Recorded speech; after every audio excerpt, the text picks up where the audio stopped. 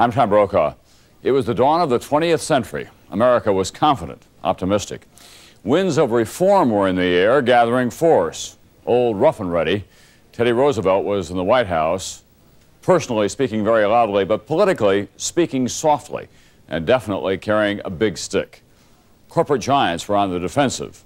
3 successive presidents promised to improve working conditions. The first stirrings of the feminist movement spilled into the city streets. Whatever the problem, the solution seemed to be the same: more democracy. The future was here: automobiles, movies, the telephone. They were called The Innocent Years in an NBC News Blue Ribbon documentary that you're about to see. The period spans almost 2 decades, from the turn of the century to America's entry into World War I. The narrator is one of the best-known voices in documentary history, Alexander Scourby. On the other side of innocence, there were hard times. 1 citizen out of 8 living in dire poverty. Children laboring for as little as 25 cents a day. Farmers who knew more bad years than good. Women who could not escape the drudgery of domestic work or exploitation on the job. The innocent years began with high hopes and ended with Johnny going off to war to make the world safe for democracy. Here now, a look back at the America of almost a century ago.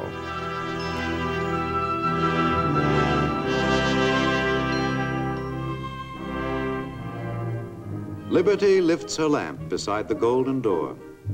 Give me your tired, your poor, she calls, your huddled masses yearning to breathe free. And now, as the 20th century begins, the homeless, the tempest-tossed come as never before, searching for a new life, a new world, in a new century.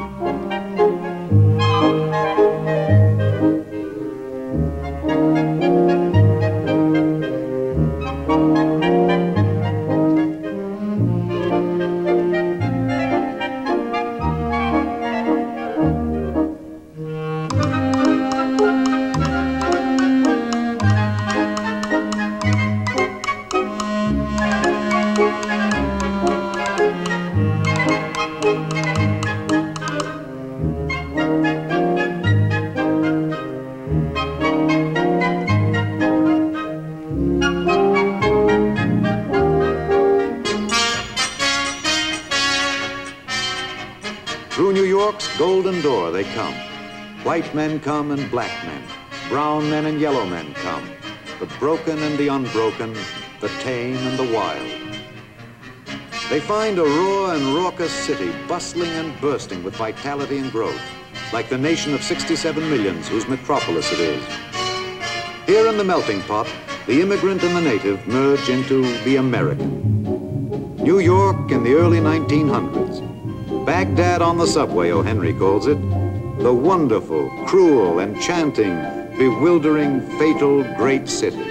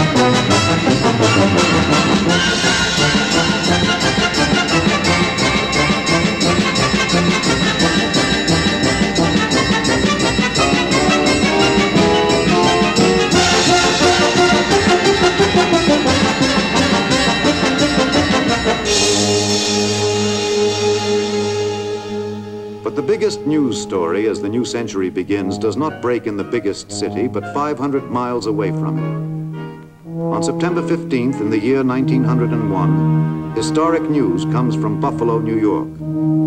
The President of the United States, William McKinley, is dead. William McKinley, shot by an anarchist at the Pan American Exposition. The first citizen begins his last journey home to his native Ohio.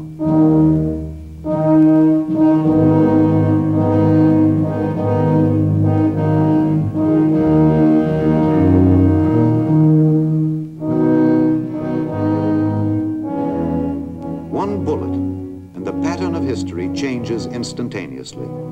The high place left vacant by the murder of the mild McKinley is filled by yesterday's vice president, today's explosive chief executive, Theodore Roosevelt of Sagamore Hill.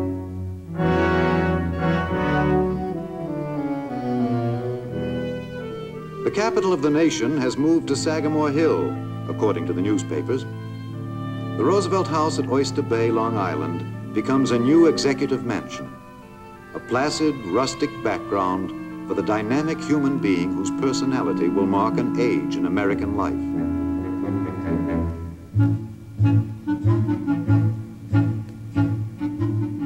To enter the house is to know the man. Many-sided, colorful, unconventional.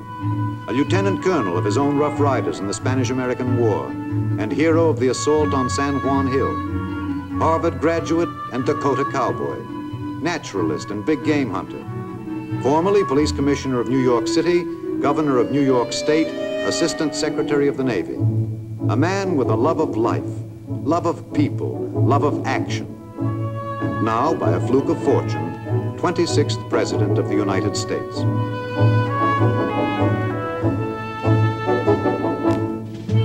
Theodore Roosevelt sets a brand new style for presidents. He urges his fellow citizens to live the strenuous life and scorn the slothful ease of the mollycoddle.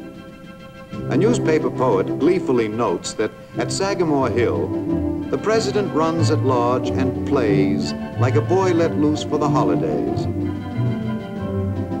Down there by the bay, he gets his rest in a strenuous way.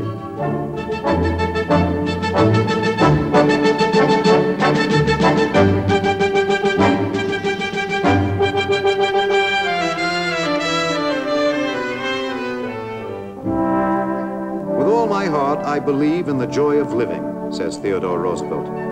He has what he calls a rattling good time being president. Just being Theodore Roosevelt, a Yankee Doodle dandy, and millions share the fun of it with him. He's Teddy, TR, the Colonel, and his countrymen use his own favorite word to describe him, bully.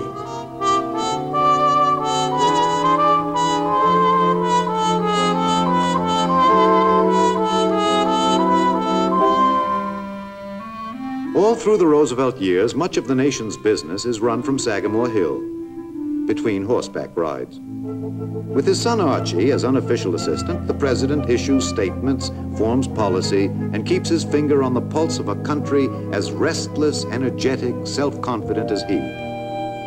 But the country, with the enormous expansion of industry, is rapidly turning from the rural way of life. Factory towns are springing up, absorbing the torrent of immigrants. But that is not enough. The machines must recruit additional help from the farms. The full dinner pail is a Republican slogan, and there are more full dinner pails than ever before.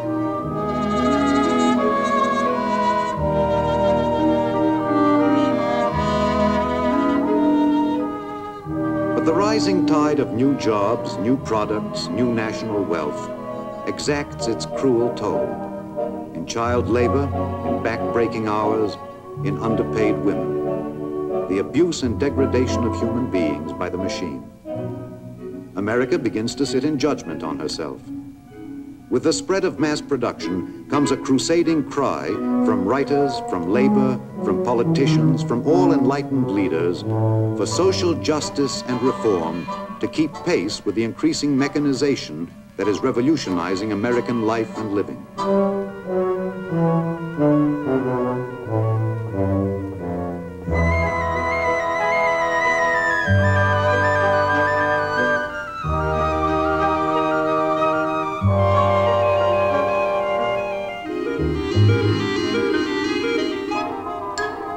The energy and initiative that Americans once poured into pioneering now go into the development of business and industry, into new inventions that will set the 20th century apart from all others for the scope and swiftness of the changes it brings. And profound change comes with the development of the internal combustion engine. The internal combustion engine mounted on wheels to form a portable fountain of energy. The horseless carriage, the gas buggy, the automobile.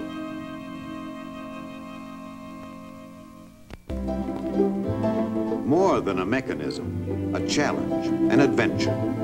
A hardy new American aristocracy springs up, the automobility, an astonishment to man and beast.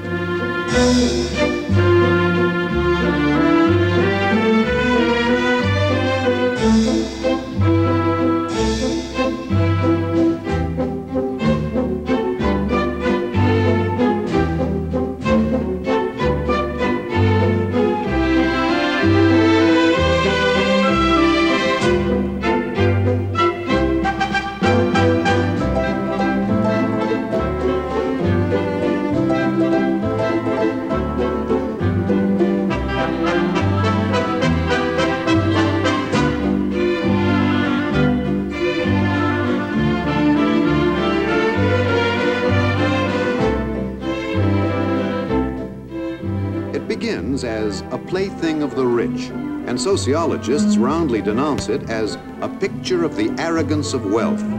But others recognize it as man's new servant, which miraculously modifies time and distance. What had been 10 miles becomes 1. What had been an hour becomes 10 minutes. With the automobility come new styles: goggles, linen dusters, motoring veils. You've heard the old familiar line, the cart before the horse, but now 'tis changed to suit the time, the cart without a horse. Some say that autoists who tear along at 15 and sometimes even 20 miles an hour should be locked up. But, says Mr. Dooley, the comic philosopher of the day, don't you think a man who owns an automobile is punished enough?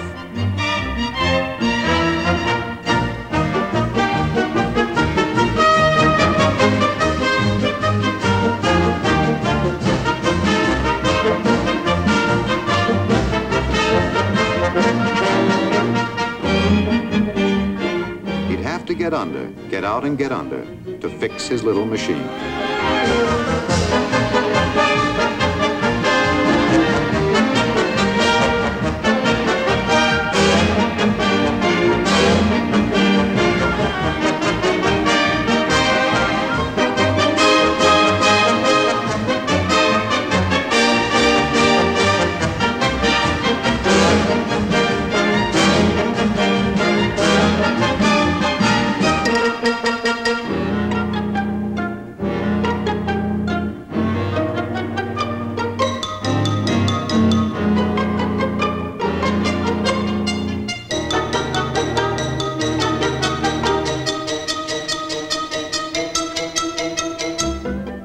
It was not an American who invented the automobile, but it is the Americans who make it into one of the most significant inventions of all time, by means of the assembly line, interchangeable parts, mass production.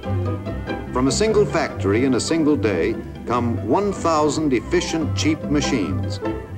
A revolution in daily life spreads through all levels of society as the automobile becomes available to every man in city, town, and farm.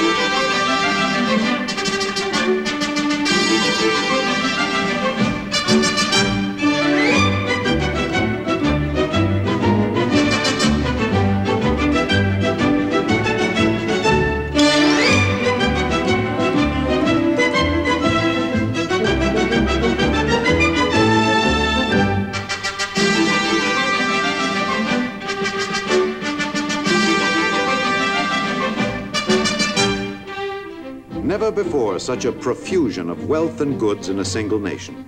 Never before such a diffusion of wealth and goods among its people.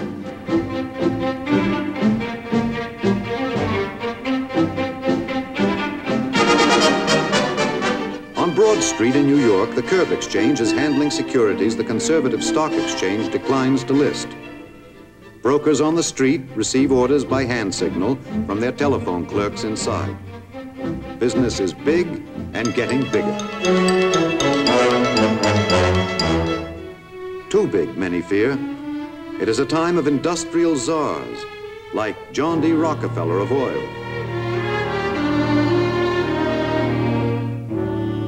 Andrew Carnegie of steel, J.P. Morgan of Wall Street. Against what Theodore Roosevelt brands as the tyranny of plutocracy, he trumpets a crusade and becomes Teddy the Trust Buster. Re-elected by a landslide, no longer a political accident, the president continues to stir and stimulate the people with his fighting oratory. Says Mr. Dooley, a reproof from him is the same thing as a compound fracture. A word of caution will lay a man up for a week, and a severe reprimand will send him through life with a wooden leg.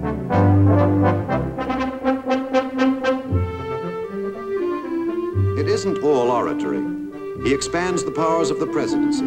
He builds the Panama Canal. He battles for the conservation of America's natural resources.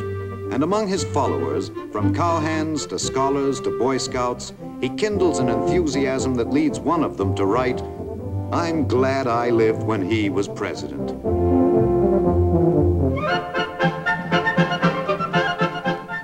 The hostess of Sagamore Hill, First Lady of the land, Edith Kermit Roosevelt. The strenuous life includes strenuous, freewheeling diplomacy. And in 1905, TR strides onto the world stage as mediator of the Russo-Japanese War. Aboard the presidential yacht Mayflower in Oyster Bay, he brings together high delegates from Russia and Japan and lays the basis for the peace treaty which will end the conflict and win him a Nobel Peace Prize. For all his international dealings, the president has a motto: speak softly and carry a big stick. And he has a big stick, the great white fleet he helped create, ready, as its admiral says, for a fight or a frolic. In 1907, the president sends the fleet on its first round-the-world cruise, which he considers his most important contribution to peace. Since the Spanish-American War a decade ago, the United States has had overseas possessions to protect. The ships serve notice. America has become a world power.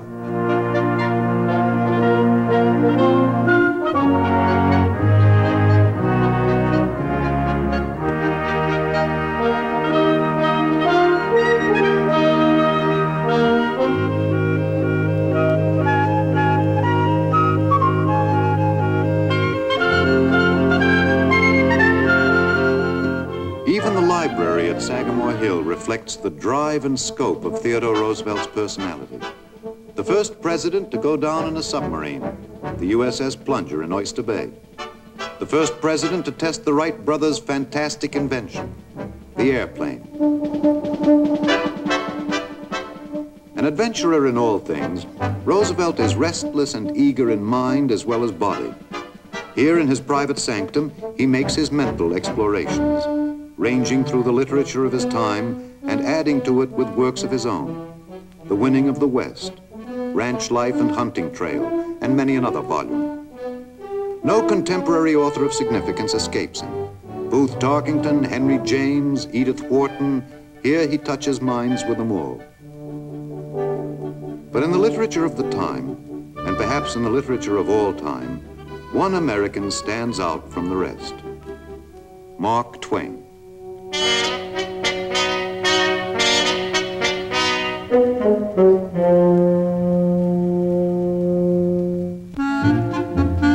Samuel Langhorne Clemens, whom all the world knows as Mark Twain, creator of Huckleberry Finn and Tom Sawyer. Now the grand old man of American literature takes tea quietly with his two daughters.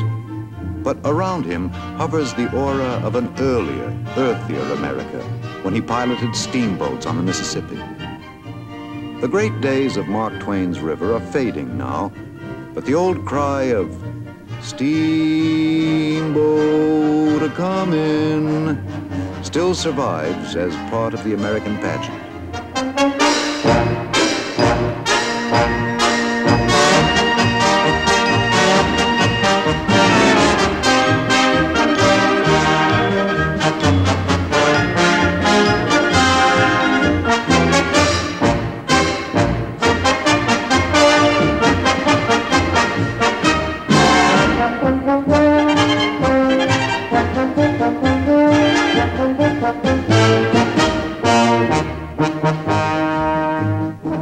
Another American pageant survives and flourishes, the annual circus parade that heralds the arrival of a stupendous, dazzling, magnificent, spectacular, educational, and awe-inspiring conglomeration of marvels.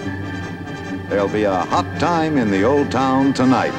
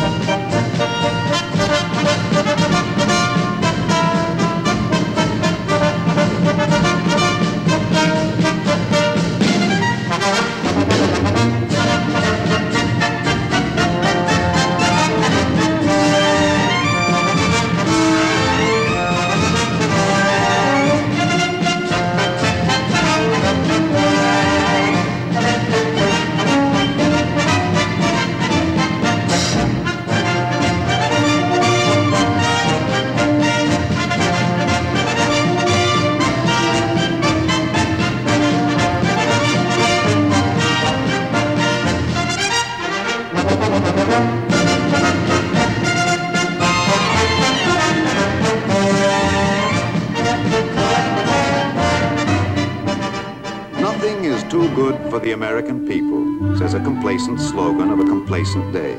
And the people, pleased with the present, fearless of the future, see little reason to doubt it. In the good old summertime, in a mood of national serenity, America enjoys the innocent pleasures of innocent years.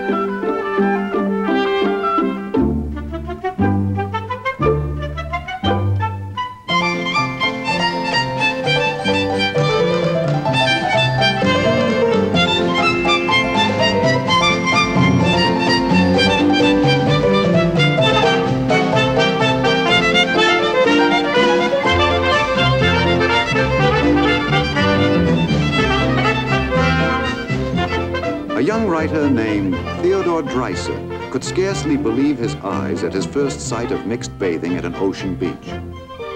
It seemed to me that the fabled days of the Greeks had returned. These were nymphs, nereids, sirens in truth. Old Triton might well have raised his head above the blue waves and sounded his spiral horn.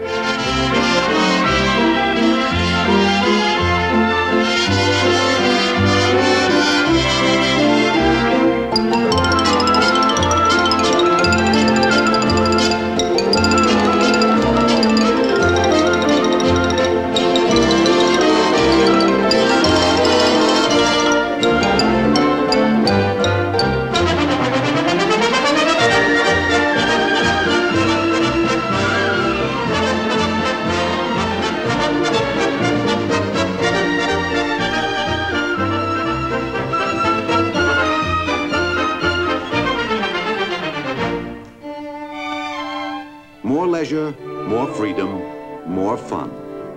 And more people escape by the new electric trolley, by the new subway, by the new automobile, from town and tenement to new places of excitement and exhilaration.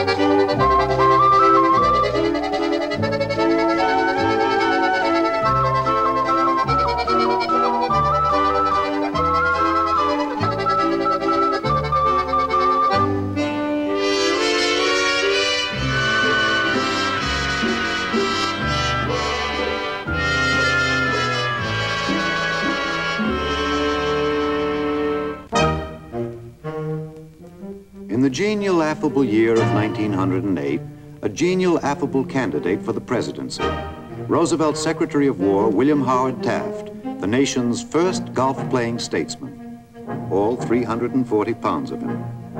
The poetry of the press sizes him up. A solid man both fore and aft is he who's known as Mr. Taft.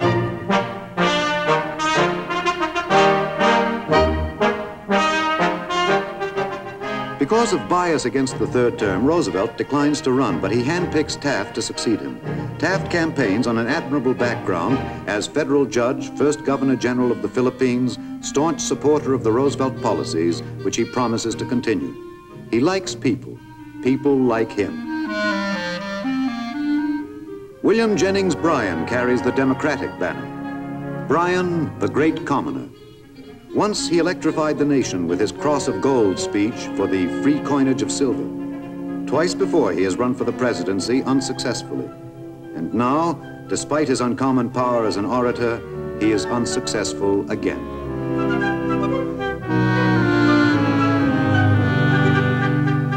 The times are ripe for a William Howard Taft in the White House.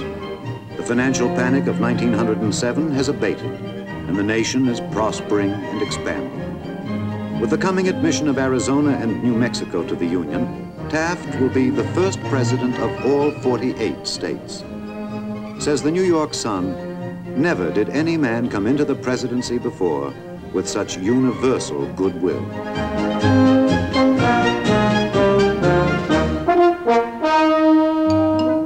A time of innocence and security.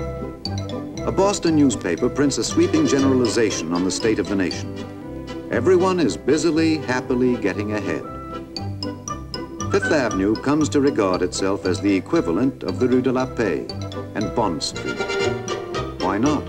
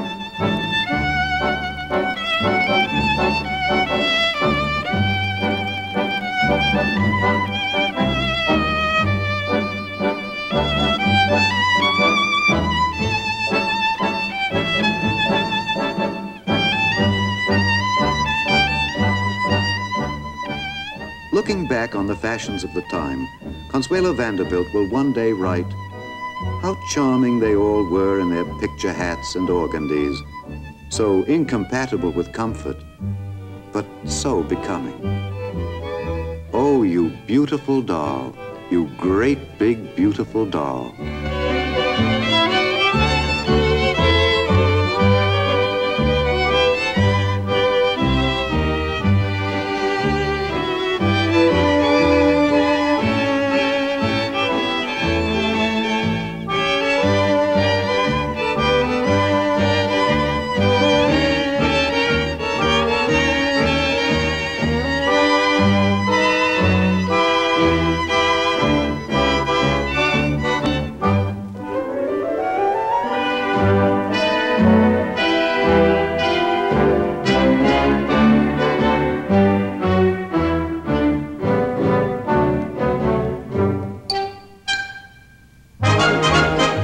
It isn't all picture hats and organdy. Feminism is on the march. A growing revolt of women against taboos and restraints in general, and for the right to vote in particular. The suffragettes are dismissed by some as a band of silly, excited, exaggerated women. But in their parades are the rumblings of deep social change, the ascendancy of the woman in American life. As one protests, "I am tired of being ladylike. We've been ladylike for 6,000 years."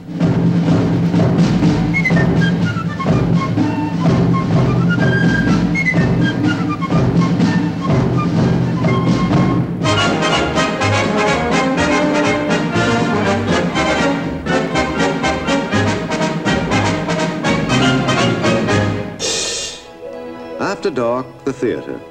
The theater of Minnie Madden Fisk, Maud Adams, and Maxine Elliott, of John Drew, Otis Skinner, and George M. Cohan, and of the ever-popular Lillian Russell, who starred at Tony Pastor's well before the turn of the century, and who is still the American beauty, queen of comic opera and respectable burlesque.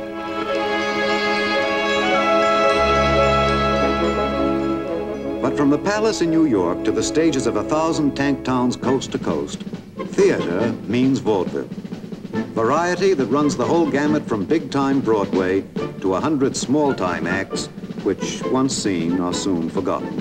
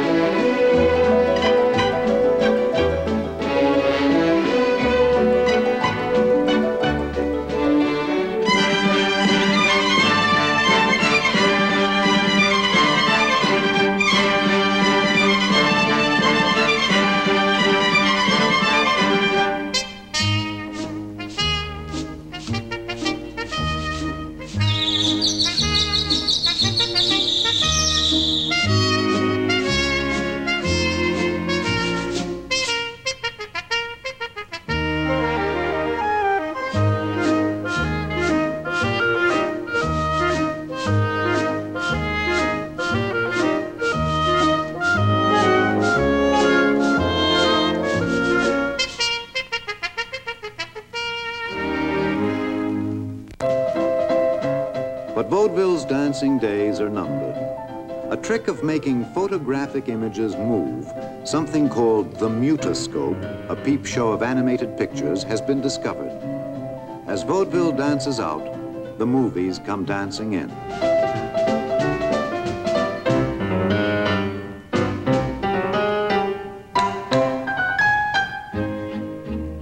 Many minds create the motion picture, but one of its most fertile innovators is Thomas Alva Edison, the Wizard of Menlo Park, inventor of the electric light, inventor of the phonograph, holder of 800 patents on the mechanical marvels that are changing and enriching American life.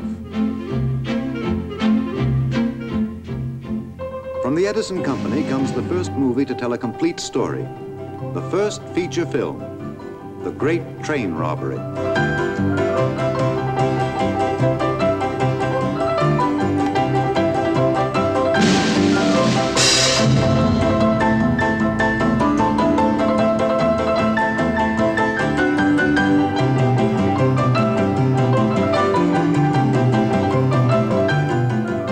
Overnight, a fading, flickering novelty becomes a new form of mass entertainment, mass-produced.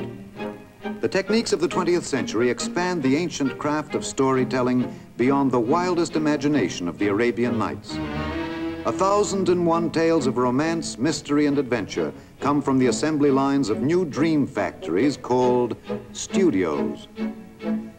The silent pictures speak a universal language.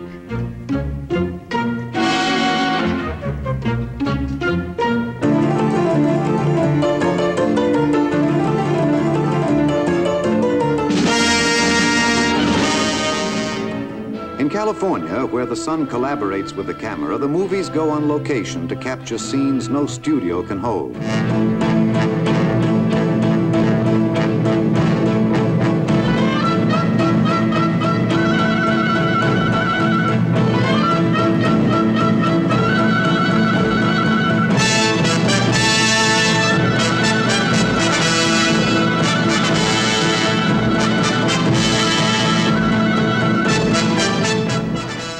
Admission 5 cents at the Nickelodeons. And the poor man's entertainment becomes the major American pastime. A ready-made escape into a new world of fantasy and fun with stars like Mary Pickford, Little Mary, queen of the movies.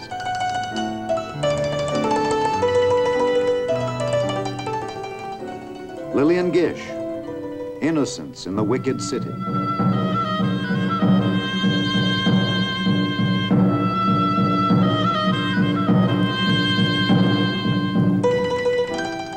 Claire McDowell, A Lover Scorned.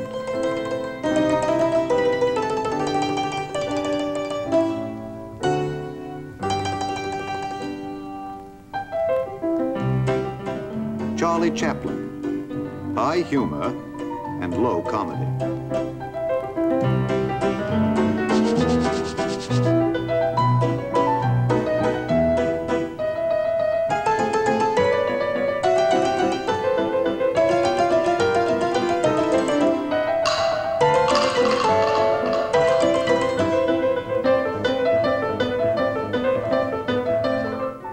The movies discover new laws of comedy. If a chase is funny, a riot is funnier. If a cop is funny, a gross of cops are hilarious.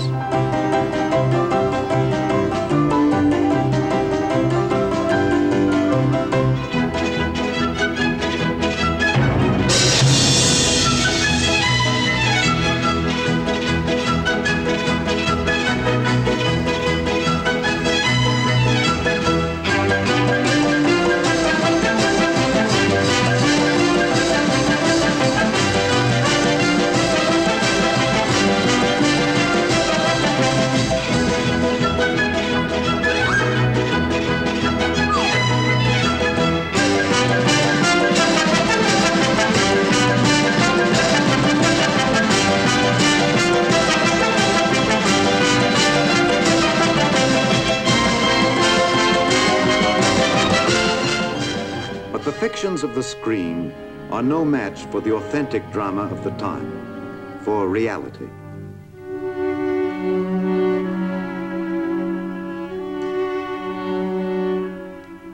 April 1906. The worst earthquake ever recorded, followed by fire that makes a double catastrophe. Jack London gives the world his eyewitness account. Not in history has a modern imperial city been so completely destroyed.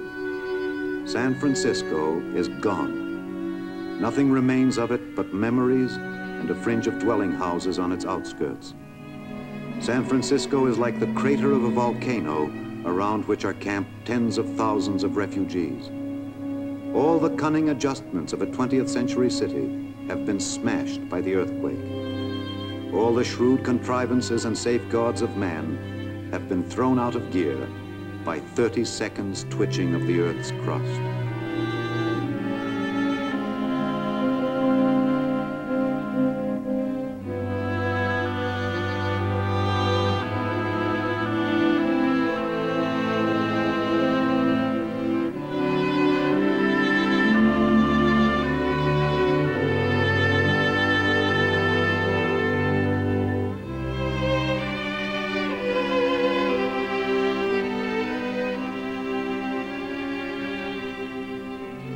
Will Irwin's dispatch from the scene is an epitaph.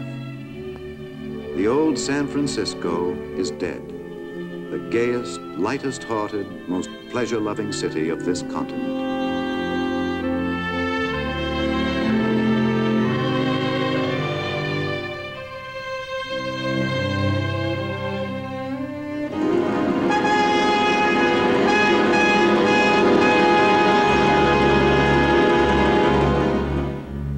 And later, in Ohio and Indiana, some of the worst floods in American history follow in the wake of storm and tornado. Above Dayton, Ohio, a dam breaks. A city is overwhelmed. Hundreds die.